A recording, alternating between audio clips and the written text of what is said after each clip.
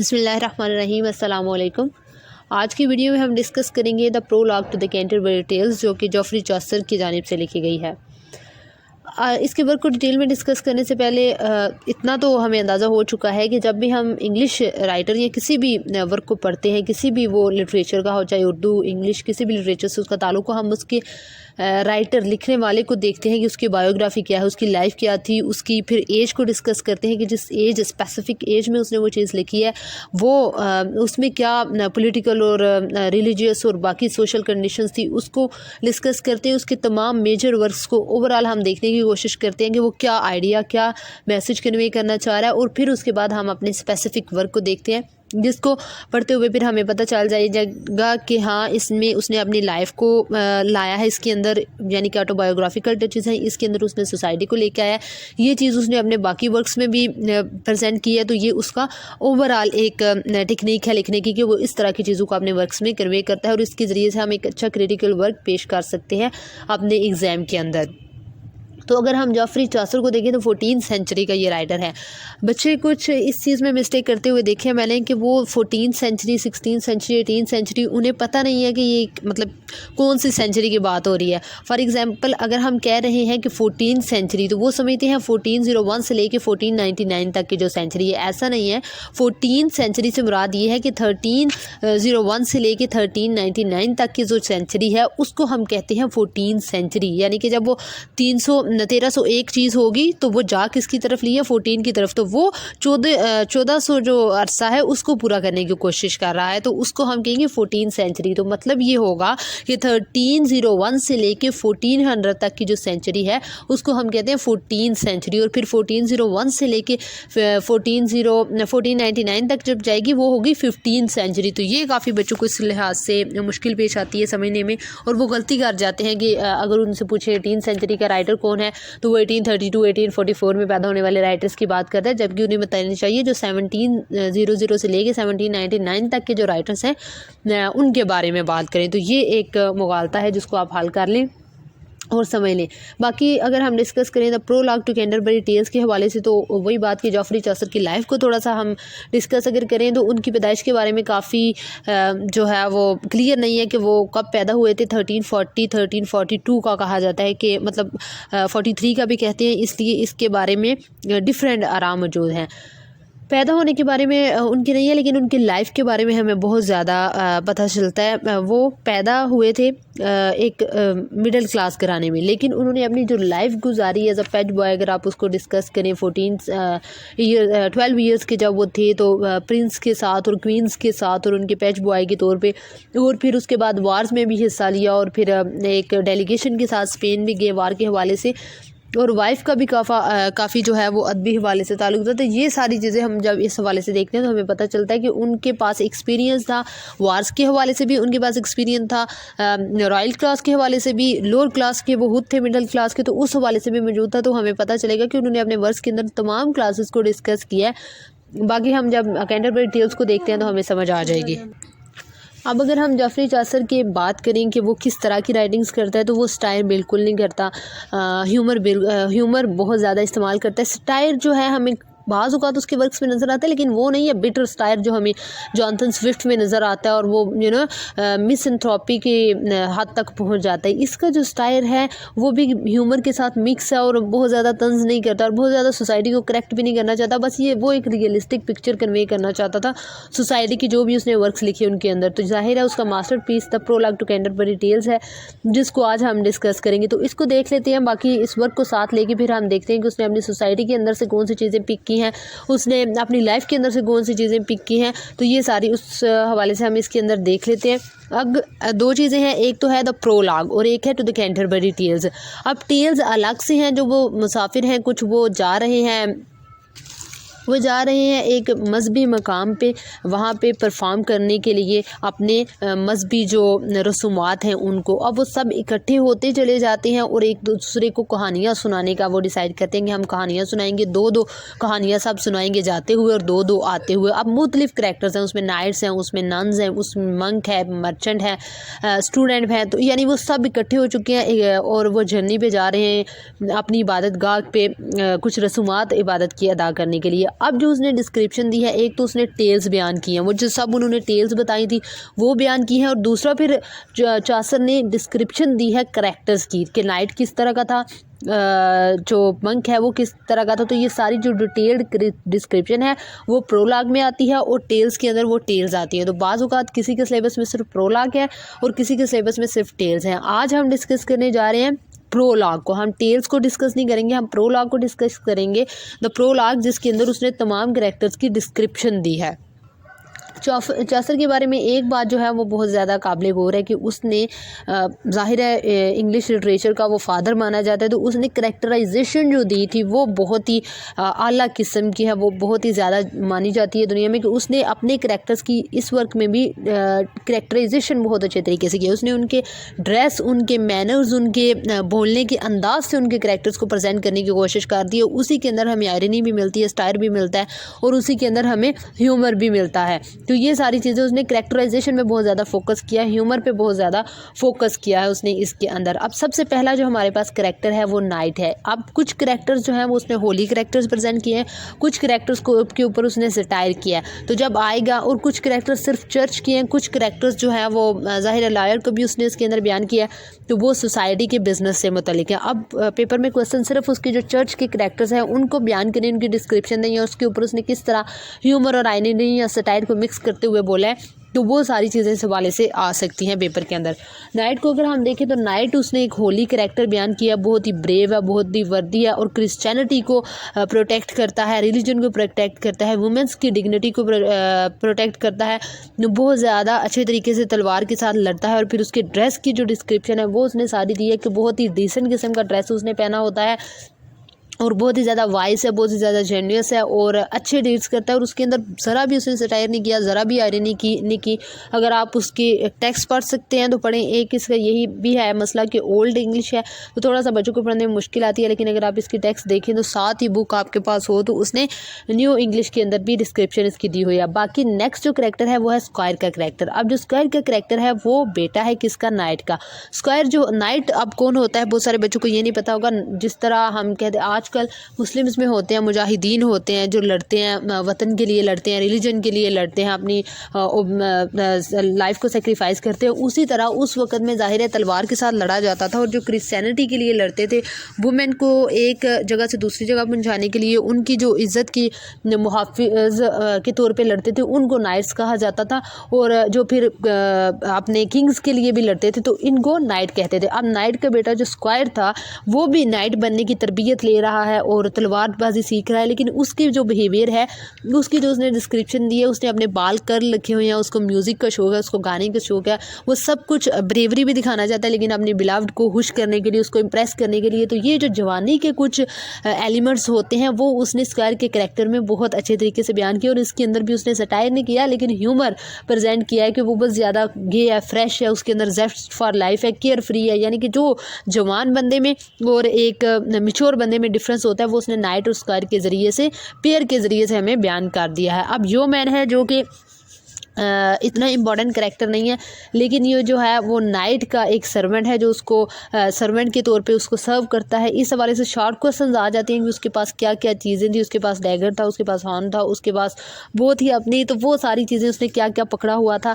ये उस हवाले से आ सकता है। शॉर्ट क्वेश्चन में आ सकता है कि यो मैन कैसा करैक्टर था, यो मैन के ऊपर भी सटायर उसने नहीं किया। तो ये आपने चीज़ें याद रखनी है कि उनकी ड्रेस कैसा था, उनकी अपीयरेंस कैसी थी, उनके हेयर्स कैसे थे, उन्होंने कौन से कलर के कपड़े पहने हुए थे। ये सारी चीज़ें शॉर्ट क्वेश्चन और एमसीक्यूज़ में आ सकती हैं।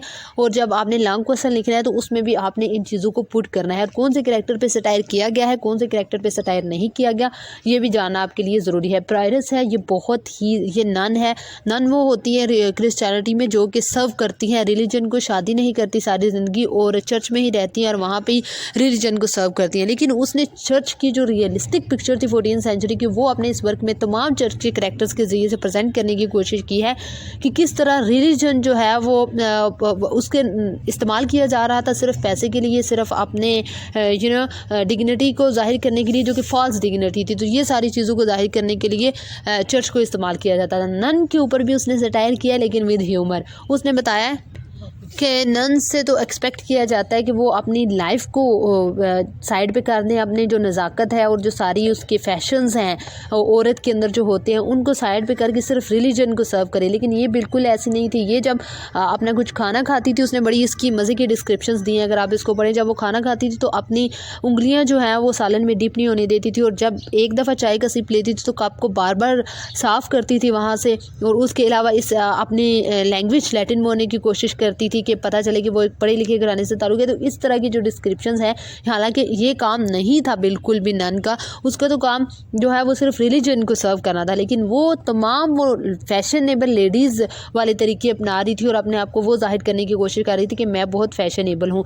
इसके अलावा उसने अपने गले में एक लॉकेट पहन रखा था जिसके ऊपर लिखा हुआ था लव कंकर ऑल, यानी कि जो शादी उन्होंने सारी ज़िंदगी नहीं करनी, उसके भी एक अपोजिट चीज़ है कि वो मोहब्बत को प्रीच करने की कोशिश कर रही थी। उसके बाद मंक का करैक्टर है, बहुत ही ज़्यादा सटायर किया गया है इसके ऊपर ह्यूमर को मद्देनज़र रखते हुए, और ये भी चर्च का ही करैक्टर है जिसका काम चर्च को सर्व करना है।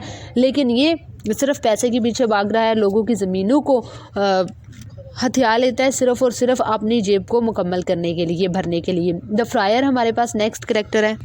फ्रायर भी एक करैक्टर होता है चर्च का ही क्रिश्चियनिटी के अंदर, जिसका काम ये है कि वो डिफरेंट जगह पे जाके चर्च के लिए मांगेगा और फिर वो जो पैसा मिलेगा वो पूर लोगों के ऊपर सर्व कर देगा। ये ओथ लेते हैं, ये हल्फ लेते हैं कि अपनी सारी ज़िंदगी पॉवर्टी में, गुर्बत में गुजार देंगे और रिलीजन को और लोगों को सर्व करेंगे। लेकिन ये बिल्कुल भी उसके जैसा नहीं होता, ये बिल्कुल उनके अपोजिट होता है जो फ्रायर्स का असल काम होता है। ये पैसा बनाता है, ये लोगों के पास जाता है, उनको कहता है कि आप मुझे पैसे दें, आपके गुनाह माफ़ हो जाएंगे, और फिर वो पैसा अपनी जेब में डाल लेता है, बजाय ये कि चर्च या गरीबों पे लगाए। तो इसके ऊपर भी आयरनी का इस्तेमाल किया गया, बिल्कुल भी लायल नहीं था ना रिलीजन के साथ, और उसने काफ़ी लड़कियों की शादियां भी करवाई, लेकिन उसमें भी इसका उनसे पैसे लेता था, उनकी भलाई के लिए बगैर पैसे के कोई काम नहीं करता था, रिलीजन के लिए कोई काम नहीं करता था, हालांकि इसका काम यही था। द मर्चेंट है, मर्चेंट जो है यानी कि बिजनेसमैन का बताया गया, अच्छा आदमी उसने इसको बताया, लेकिन उसके अंदर वो कहता है कि ये हमेशा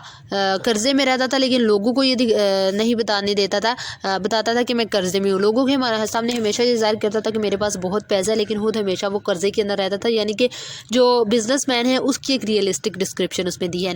इन सब के ऊपर से टायर किया गया है, सिवाय स्क्वायर, जो मैन और नाइट के, जितने भी उसके बाद हमने करैक्टर्स पढ़े। अब द क्लरिक ऑफ ऑक्सफोर्ड है, यानी कि ये स्टूडेंट है ऑक्सफोर्ड का। अब ये भी एक अच्छा करैक्टर उसने बताया, इसके होली करैक्टर बताया, इसके ऊपर भी उसने बिल्कुल भी आयरनी या स्टाइल का इस्तेमाल नहीं किया। इसमें उसने बताया कि वो अपना सारा फोकस अपनी स्टडी के ऊपर रखता है, जो भी उसको पैसा मिलता है, कहीं से भी दोस्तों वगैरह भी उसको देते हैं, वो सिर्फ अपनी स्टडी के ऊपर लगाता है, और बहुत सारी बुक्स उसने जमा कर रखी हैं जिनको वो पढ़ता है।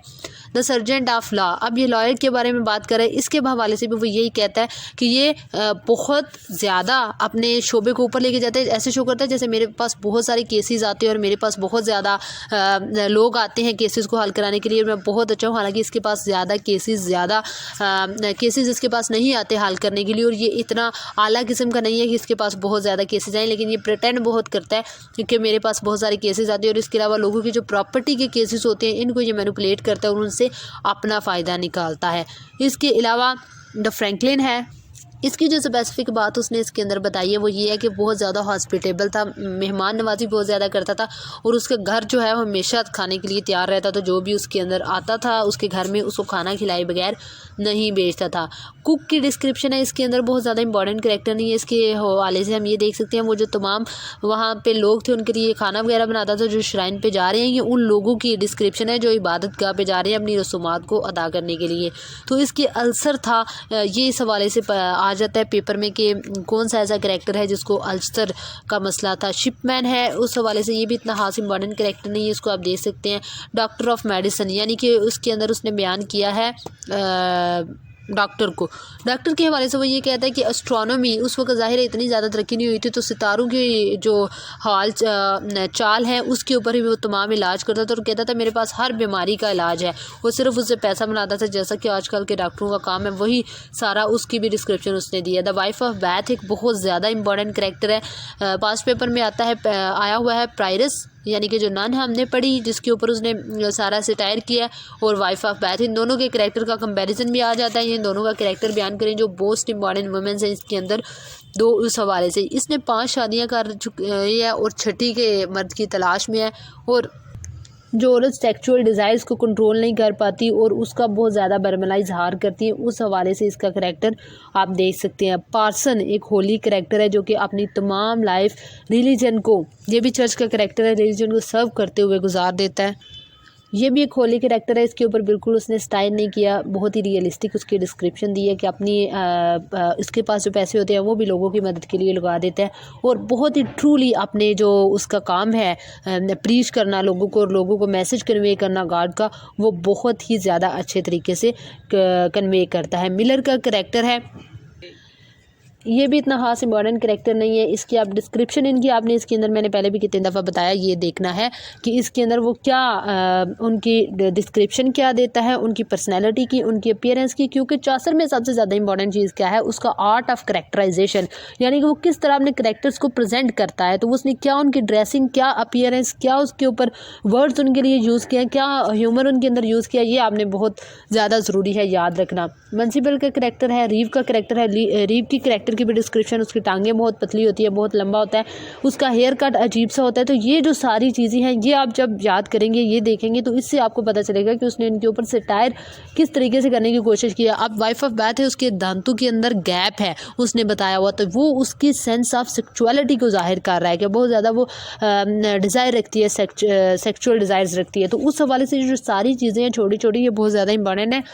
हमें मौका मिला तो इंशाल्लाह एक एक करैक्टर को डिटेल में हम डिस्कस करेंगे ताकि आपको अच्छे तरीके से इसकी समझ आ जाए। अभी ओवरव्यू मैं आपको दे रही हूँ ताकि आपको समझ आ जाए कि इस वर्क को आपने स्टडी किस तरह से करना है अगर आप इसको खुद से स्टडी करेंगे। उसके अलावा समनर का करैक्टर है, इसको भी कहता है कि हर वक्त इसकी जो चेहरे, इसके मुंह से बदबू आती रहती है क्योंकि ये प्याज खाता है हर वक्त और हर वक्त जो है लहसुन खाता है। तो इस तरह की चीज़ें जब वो खाता है तो उसके अंदर बू आती रहती है हमेशा। उसकी अपीयरेंस ऐसी है कि बच्चे भी उससे डरते हैं। तो जाहिर सी बात है ये उसकी जो करैक्टर्स हम रखते हैं, ये एक ऐसे करैक्टर को जाहिर कर रहा है जो कि जिसके ऊपर सटायर किया गया है और जिसको अच्छा बयान नहीं किया गया, यानी कि ये खवातीन के साथ भी इसका रवैया बहुत अजीब था। अगर आप इसको स्टडी करें तो इस हवाले से ये हमें पता चलता है कि इसके ऊपर भी सटायर किया गया है। पार्टनर का करैक्टर है, वो भी कुछ अच्छा करैक्टर नहीं बताया गया। और फिर चासर ने अपनी डिस्क्रिप्शन दी है कि एक मैं तो सब स्टोरी सुना रही थी और सब अपने मतलब घोड़ों पे मौजूद थे और जब रुके तो मैं वहाँ पे तमाम ये डिस्क्रिप्शन उनकी लिख रहा था, उनकी टेल्स लिख रहा था और उनके देख के। तो प्लोमैन का करैक्टर है जो कि पार्सन का भाई है और वो भी उसकी की तरह जो है वो एक होली करैक्टर है, उसके ऊपर भी सटायर नहीं किया गया। अब लास्ट करैक्टर जो है वो होस्ट का करैक्टर है। होस्ट ही उन सबको सजेस्ट करता है कि हमें एक दूसरे को टेल्स सुनानी चाहिए और जो टेल्स आखिर पे जिसकी सबसे अच्छी डिसाइड हुई वो उसको रात का खाना खिलाया जाएगा किसी जगह पे ऊपर। तो ये उनकी डिस्क्रिप्शन थी, यानी कि हमें पता चला कि प्रोलॉग टू कैंटरबरी टेल्स में होता क्या है कि कुछ करैक्टर्स हैं जो कि अपने रिलीजियस मकाम पे जा रहे हैं, कुछ रिलीजियस रसूमात को अदा करने के लिए। चासर ने उन करैक्टर्स को देखा, उन करैक्टर्स के ऊपर एक बुक लिखी, उन करैक्टर्स की डिस्क्रिप्शन हमें दी कि उनकी अपीयरेंस कैसी थी और उसके अलावा उनकी टेल्स भी लिखी जो उन्होंने टेल्स बयान की थी। और उन टेल्स का भी असल उनके करैक्टर से बहुत अहम ताल्लुक है कि जैसी वो टेल्स बता देते वैसा ही उनका करैक्टर भी होता था। जो वो कहानी बयान करते थे, जाहिर है अगर वाइफ ऑफ बैथ बयान कर रही है तो वो सेक्सुअल डिज़ायर से रिलेटेड बयान करेगी, अगर लायर बयान कर रहा है तो वो जो मैनिपुलेशन है उसकी उस टॉपिक के अंदर वो उसको बयान करेगा, उसकी रिलेटेड कहानी होगी। तो ये उस हवाले से सारी चीज़ें। आई होप कि आपको the prologue to Canterbury Tales की ओवरव्यू की समझ आ गई होगी इंशाल्लाह। अब काफ़ी ये डिटेल में उसने लिखा हुआ है, उसको काफ़ी डिटेल में डिस्कस करने की ज़रूरत है। तो कभी इनके करैक्टर्स को डिस्कस करेंगे हम एक एक करके। तो आई होप आपको इसकी समझ आ गई होगी। अगर आपको इसकी समझ आई है तो चैनल को लाइक कर दें, सब्सक्राइब कर दें और शेयर कर दें ताकि आने वाली वीडियोज़ आपको वक्त पे मसूल हो सके। Thank you so much.